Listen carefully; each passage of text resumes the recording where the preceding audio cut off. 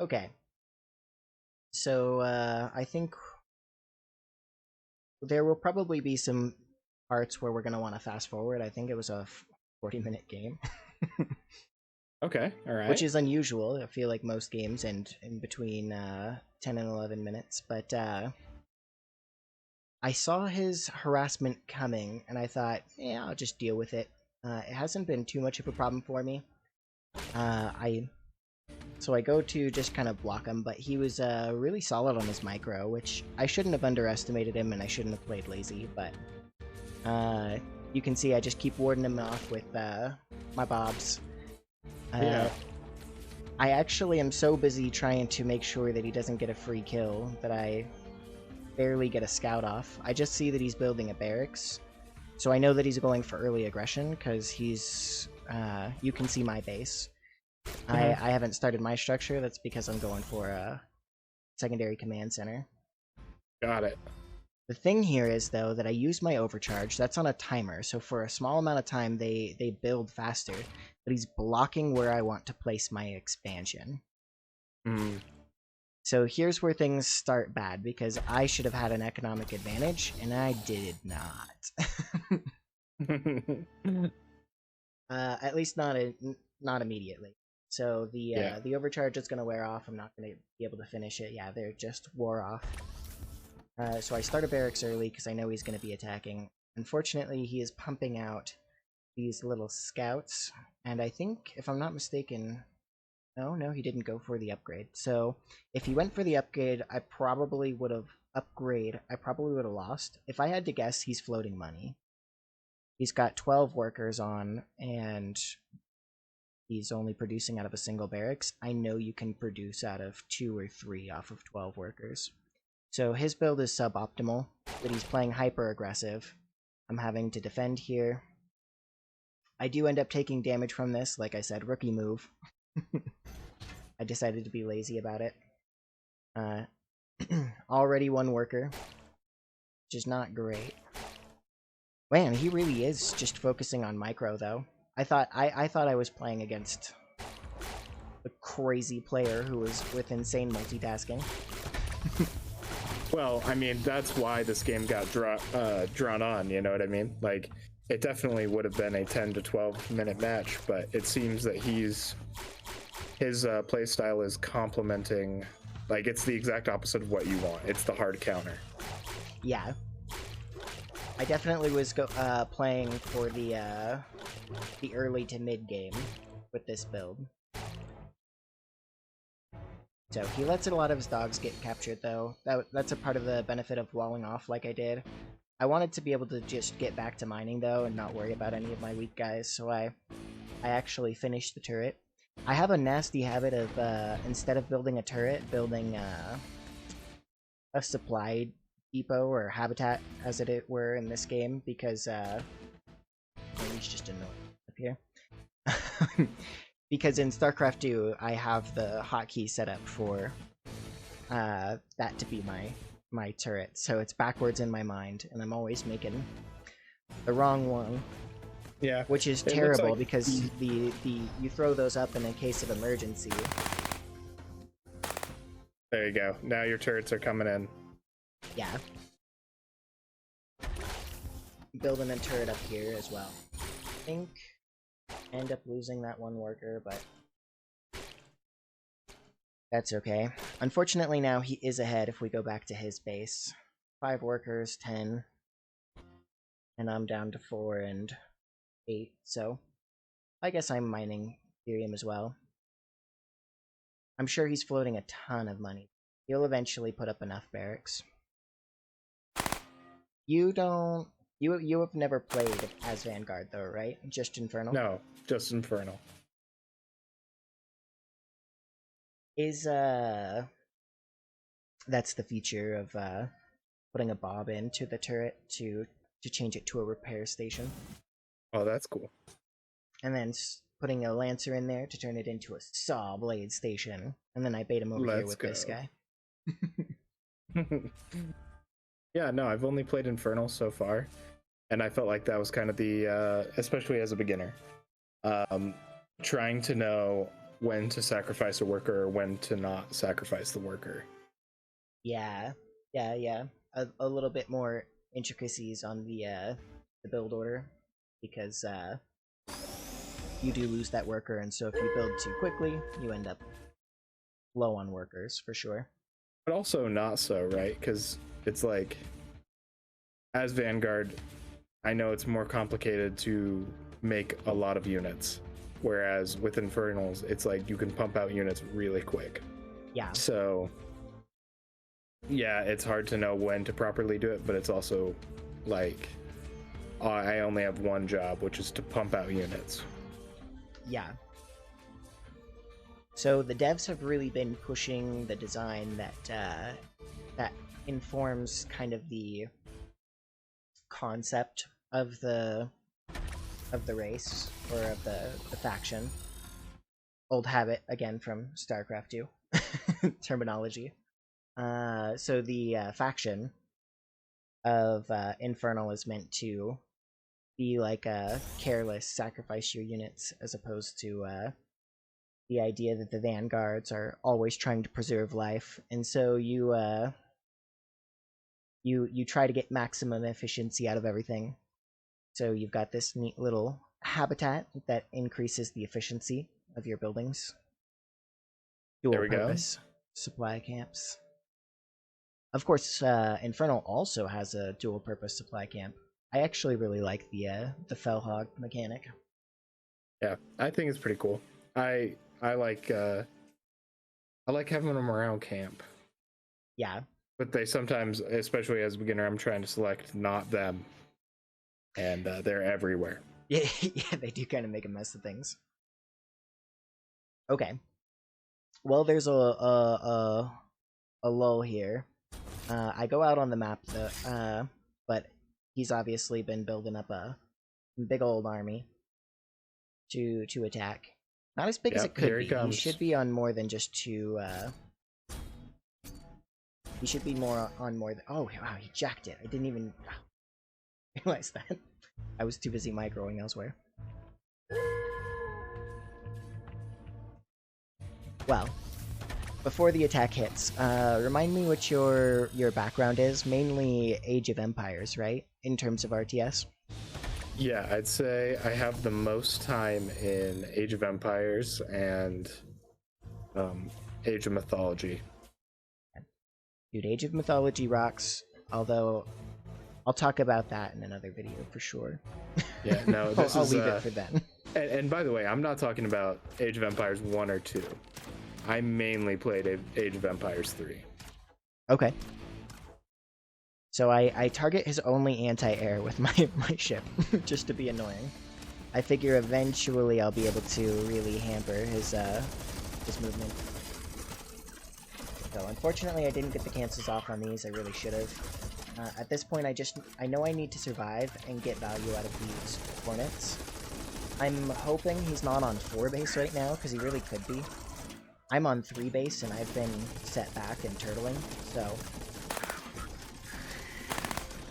Of course, I'm not the fastest player, so even though sometimes I know what should be and what I'm supposed to do, I'm not necessarily good. I lose a ton of workers here.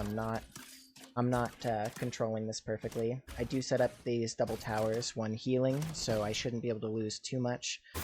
Yeah, they're taking some damage from this, but again, not as much as they could be. Oh, in fact, I was slow on the micro there. They could have been dealing damage. I probably could have saved a lot more.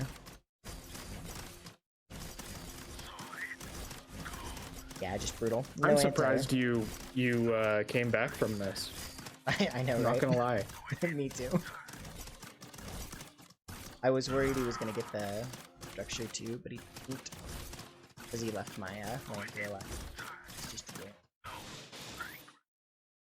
So I'm sure he's in panic mode. I'll be interested to see. Oh, interesting. He immediately built hedgehogs. That's a solid intuition.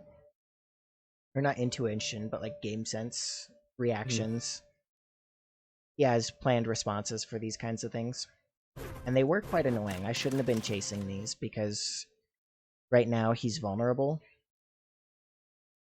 Yeah, now would be the time to ideally charge, right? Correct, yeah. Before he gets defenses in place. He's already starting to cover his base and defenses. Yeah, he's starting to build the defenses right now. I think at this point... So I thought he had those barracks up for a while, because I do see the barracks later. But he didn't, I don't think those were quite new, were they? Or did he just build them? These two were there, these three are new. Got it. Yeah. If I had to guess... I didn't mean to bring these lancers. That was me, using the whole army key when I should not have.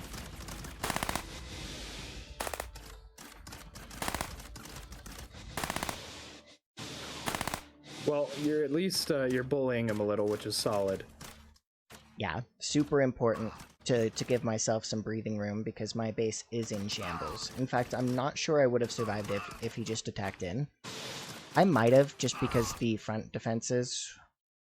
no, I'm only just now rebuilding him. Yeah, if he had attacked me, I might have died, honestly. Well, I mean, so there's a lot to learn for any player, right? For any player of any game, your game sense needs to be where, you know, at a certain level. And I think both of you have very good game senses, but it's clear he could have ended things if he had thought of it. But he didn't. Yeah, he definitely thought I was stronger than I was. Exactly. I think while he got that early attack off, he's more of a defensive player at heart because he didn't push that. Yeah, unfortunately I do end up losing 3 out of those 5 when I really shouldn't have lost any. That's my slow play at work. Yeah, no, I didn't have a whole lot to defend this. He could have kept the hedgehogs alive if he just brought them home. In fact, one of them still is. I did ditch it to go attack him. There you go. Yeah. I think he built these... I don't think he was expecting the game to go any further, and then when I held the push and had the air units, he went like, uh-oh, I should have been macroing, and then he went home and built a bunch of stuff. He's researching, I assume, medic upgrades or something? Medics really crush Hornets, which is kind of funny to say because, you know, they're medics, but yeah, they have a nanoswarm ability that just eats them up. Yeah, it infects one of them and deals damage in a radius, and the go home and repair button can't outdo it. I was really relieved not to see the base here. So again, he probably could have this base. So with a bit more capitalization, he definitely could have put me down. But at this point, I'm on more bases than he is, and I'd say you've successfully turned the tides here. Yeah, his army is still bigger, higher tech. Please tell me I don't lose anything here. Higher tech, but even I think that it's important to also note that your mentality is like that can also be being on the back foot. You know what I mean? Yeah. Like he does have a bigger army. He had that. Yeah, I have no way to stop him from taking this down here. So I think this is a more solid push on his end. Yeah, for sure. Definitely more thought out. Yeah. And actually, I lose a lot here because he's going. So I'm back to the back foot because he goes in. At this point, I did move out, but I don't have that much.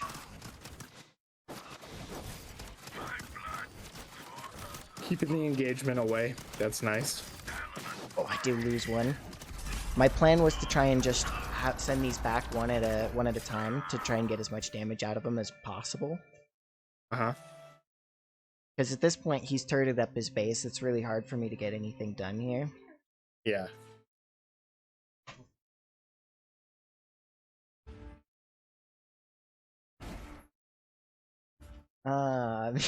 So The yeah, the bases are pretty well defended. Sorry, I'm flipping around too much. This is definitely another turning point. He did not have the means to fight into this. And yet he hangs around and tries for a bit. Yeah, it is important to try to break it, but Exos are too squishy. He needs Lancers. He needs the Lancer upgrade, which I don't know that he has.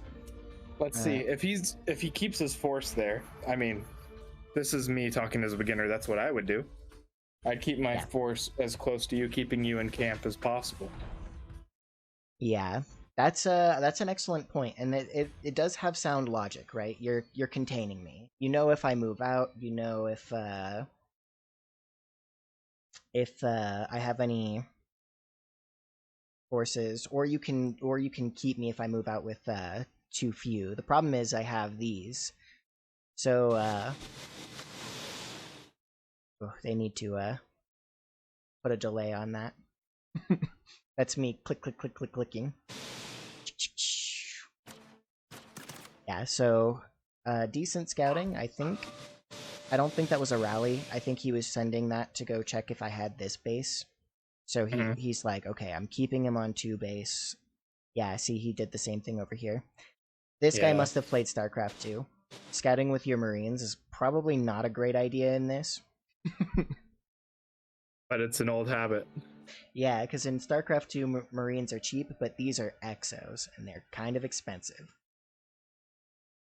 And that's why he's going to lose a few units here and there. Yeah. Exos are strong against the Hornets, but 4 Hornets definitely shred low Nazi units. So yeah, he split his forces here. I actually do poke and prod, and he's got pretty tight defenses. I'm surprised he hasn't even tried to build the Hornets. Oh, he will. He will. Well, I was gonna say he needs to in order to actually be able to combat you. It's true. To match my Hornets, he definitely needs them. I should still be producing Hornets. I know I was focused on trying to tech up to these. As I say, I'm fairly slow, which I know is the bar to a lot of people being good at this game. But I wanted to make sure I had the counter up, and so I was really focusing my attention on getting these going. So factories producing. And then I should have more barracks as well. I think you'll see me drop some in a bit here. In fact, I'll speed it up. So these are gonna absolutely wreck his Exo-based army. Which is why he's moving on it. Yeah, so he's trying to get rid of it as fast as possible. He obviously didn't see those on the high ground.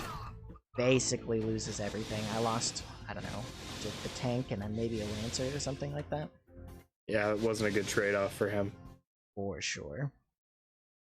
Although I don't have either of these bases, so he now has the economic lead.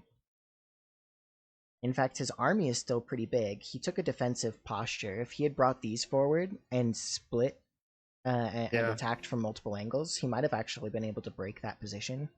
I mean, no offense to this guy, but he has the resources every time to continue a push. Yeah. And he just doesn't want to be caught out. And it's a mentality thing. It's true. I think these are very intimidating. Sometimes more than they should be. People look at the base defenses, and even more so with the Shroud Stones for Infernals, because the Shroud Stones look very scary, but they're even weaker than these. Mm-hmm. Yeah, people have a tendency to back off when fighting under these. It's not like fighting under a tower in League of Legends or something like that. It's not really a death sentence.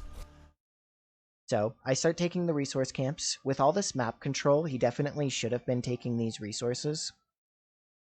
Clearly, he also is not quite as fast either, so that's something we share. But he has now built triple hangar. Now, I know you're not a Vanguard player, but I'll explain anyway. Yeah, please do. Triple hangar is not as good as just dropping a couple of hangars and then putting the power up on them. simply because they take a lot of therium, and therium is a somewhat rarer resource. It's more plentiful on this map, but I am confident he produced these and then basically didn't have the therium to actually make 3 at a time, so he's only got 1. So he should have only made 1 or 2 and then powered it up instead of wasting the resources. Yeah, which is exactly what I did. I produced all of mine off of just 1. I probably could have gone up to 2, but I was worried of running out of therium just on 2 base. If I had access to this, I definitely would have been pumping 2.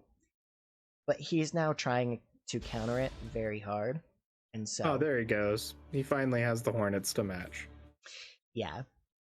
And at this point I lost a bunch of Hornets. I had to rebuild them, so I'm back up to 5. I'm using my map control with the Hornets to collect resources, which is actually the design goal of this. It's to make sure that nobody's just sitting and turtling on their base, which is kind of what I'm doing though still.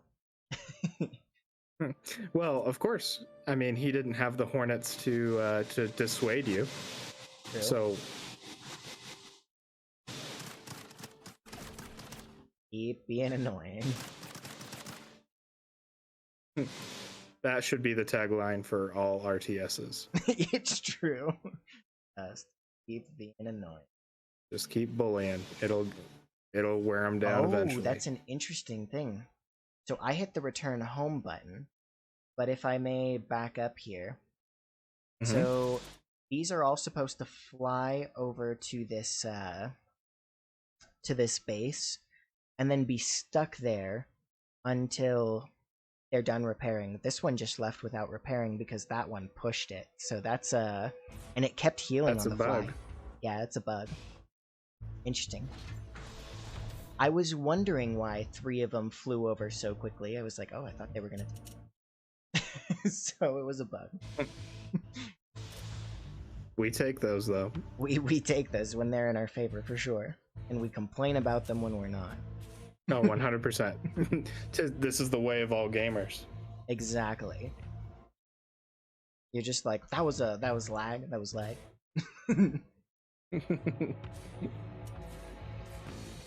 was a sweet prediction.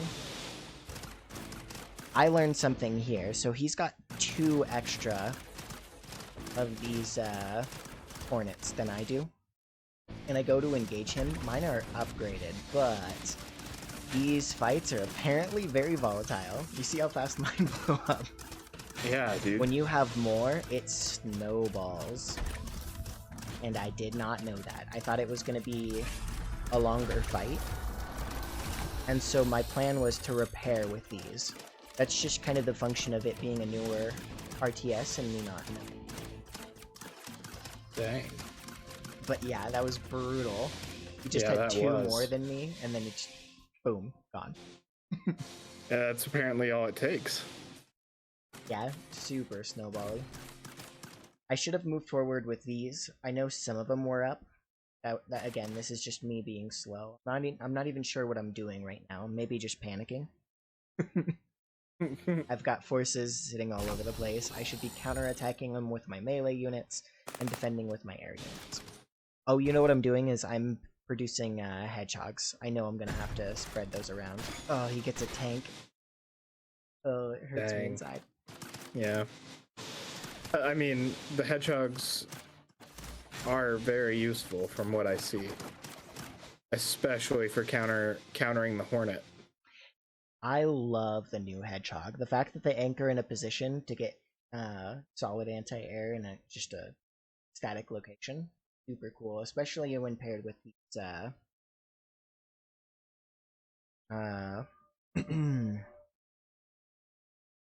Atlas tanks. The urge to call them siege tanks was strong. More StarCraft 2 muscle. Yeah, it's like it's almost like it was made by the same team. Yeah. They for sure have similarities. I do think too many people are looking at this as StarCraft 3, and it's distinctly not. They look at StarCraft as something that was like, okay, it has some good things, but it also has some bad things that they set out to change. Oh, I am in cringing. your mind, at my let's say Stargate or not Stargate, StarCraft 3 had come out. In what way do you think this would vary from it? Ooh, that's a great question. I think StarCraft 3 probably would have done some slight improvements. Like, they would probably be looking to make the game a little bit easier in terms of having a better user interface with more things. I think ultimately they would be trying to keep the game relatively the same. They would probably come back with a lot of units that were popular, things like siege tanks, banelings, and I think it would maintain its volatile nature. So one of the things that the team is shooting for with this is fights that are maybe a little bit slower, a little less. You'll walk out and everything explodes. And I think that's something they would keep if they did StarCraft 3. I think the formula would be relatively the same. What would you say to people who get this game or are looking at this game kind of looking for StarCraft 3? Like what advice would you give them? That's a great question. I think a lot of us are looking for StarCraft 3 in the sense of StarCraft 2 was an extremely innovative game with a lot of really cool features, hands down the best user interface and the best quality of engine. I adore some of those games like Age of Empires, but they are not smooth. So I think that there was a lot of people, myself included, who were looking for StarCraft 3 in terms of it's been forever since we had a solid RTS. And for them, I would say congrats, because I feel like that's a lot of what Stormgate is. However, for people who just adore StarCraft 2, I would say that it still has a fairly robust community, and while the company has dropped the game, the community is still looking after it, and they do a lot of things quite well, in my opinion. And so I would say just keep riding that high. Enjoy your game. It's still adored by its fans, and the fans have really taken over in lieu of the company, Blizzard, doing anything for it. So yeah, but I wouldn't expect StarCraft 3. Maybe some other games out there might be a little bit more like that. Zero Space, I haven't watched too much gameplay, but I know that's another hope of the RTS community. And that one seems like it maintains some of the more volatile nature, but even then, it definitely goes to change the game. Yeah. So it seems like, just from what I'm gathering, again, this is all coming from somebody who doesn't play RTSs anymore. In the recent, year, 2 years, we've had some amazing RPGs that I think have brought RPGs back from obscurity. Everyone played Skyrim, but when Baldur's Gate 3 and Elden Ring dropped, and the average consumer was back to having big, huge, game-changing RPGs pushed, do you think that RTS, do you believe that RTS will have that kind of comeback? I don't think it'll be the same, mainly because of accessibility. They've done a lot of things to make this more accessible, and actually I will say a really cool function of that is that I have chronic fatigue, which is a lot of where my slowness comes from. Not that I was ever like a grandmaster at any RTS, but one of my major bars to being as good as I want to be and playing at the level I want to be in RTS is that it requires a lot of speed and precision. And this game has, by slowing things down, by making less complicated unit interactions. Nah, he just dropped out.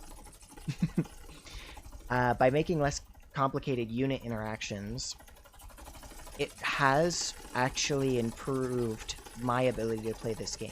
I still get stressed out, I still have to focus, but I don't have to have those lightning reflexes, not unless if I'm playing against a pro. I have time to take a second and be like, this is the correct strategy, and move things around. And so I do think that they have succeeded in making this an easier, more approachable game than StarCraft is. And so if you're a fan of the genre, you love watching the games, but you're less able to always get the time to play it or the energy or anything like that, you might give this game a try, especially once some of its other game modes come out, like co-op and 3v and 3v3. Those should be a little bit more friendly to playing with that friend of yours that plays RTS, or your maybe your spouse doesn't play and they're interested but daunted. I think they're definitely doing a lot to make it more friendly. However, I don't think it'll ever be as accessible as something like an RTS. Okay, alright. Do you, does the RTS community, in your eyes, do they want that accessibility? Do they want more players? Or is maybe the fact that you play against people with a high skill ceiling kind of the point? I definitely think it would be a huge disservice to the RTS community to remove the skill ceiling. And I think that this is an admirable goal of Flash Giant Studios, is that they are really trying to keep the ceiling high. And in my experience, it certainly is, because you can micro individual units with that extra time, where in StarCraft, that would just be like an absolute waste. So I think that it still has its ceiling. I do think that there will still be some people who are salty by its accessibility. There are people who are always like that, though, because it's true. with StarCraft 1, it was a buggy game, and a lot of the micro and intense gameplay came from having to fix the broken UI of the game and the weird pathing and things like that. I wasn't big into StarCraft 1, but I have heard tale of the fact that you would sometimes build your structures just to make sure that your units wouldn't mine inefficiently. And when StarCraft 2 came out, there were a lot of people who were like, oh, it's StarCraft on easy mode, it's dumb, why are they trying to take the skill out of the game? And I think the skill ceiling is so high for RTSs that if you're a fan of RTS, and especially if you're a fan of StarCraft 2, Pig hosted a really fun match that kind of illustrates the point I'm about to make. Pro players are really pushing the boundaries of what's possible in a game like StarCraft, and I think that they can do the same thing in a game like Stormgate. So this includes it here. They are playing at an unbelievably high level. However, when you utilize something called Archon mode, where there's more than one player who is controlling a single faction, 3 people against 1, the person who's singular just cannot keep up. So that means that we're like not even halfway to the skill ceiling in StarCraft 2. you can always be faster, you can always pay attention to more places and have better, more thought out strategies if you have the skill of 3 people.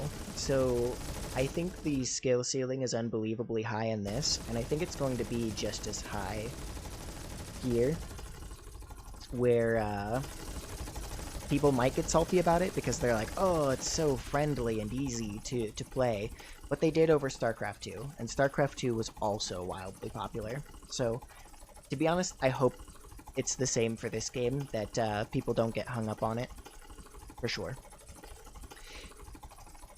I think that's probably just about excellent statements to wrap up on this. Maybe I should review slightly the conclusion of the game. As you can see, in the end, I got a massive army and moved over. It wasn't just that my army was big, though. It's that it had his counter. The Vulcans feel so much better now with their increased range. I really like the change there. He attacked over here. It wasn't with his full army. If it was, there's no way I would have been able to hold. He definitely got scared off by the tank.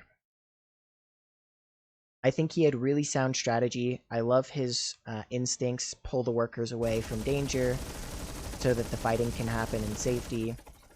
He did try to take out my tanks. He got 2 of them. I don't think he expected how brutal it was to fight these unsieged, because the immobile mode launches a big AoE attack that burns on the ground, but their regular auto attacks also burn on the ground once you have the upgrades. So even though they were just doing single target fire attacks, they walked right through that fire and melted. I did see it coming. I wasn't too worried about it for that reason. I knew it was going to be a trade. I did try to save them a little bit late. Yeah, but ultimately I think he did a really good job. Maybe with a more efficient build, he would have been better. I think that's one thing that we'll see the general skill level of this game improve as people start getting memorized build orders rather than having to invent it. Yeah. Well, I mean, like you said it. I think it's fascinating just talking and hearing that the criticism being leveled at Stormgate is very similar to the criticism that was leveled at StarCraft 2. Oh, for sure. Extremely similar. And so it's similar. like, you know, it's history repeating itself. As the game ages, we will see if those are more true than they were with StarCraft 2 or not.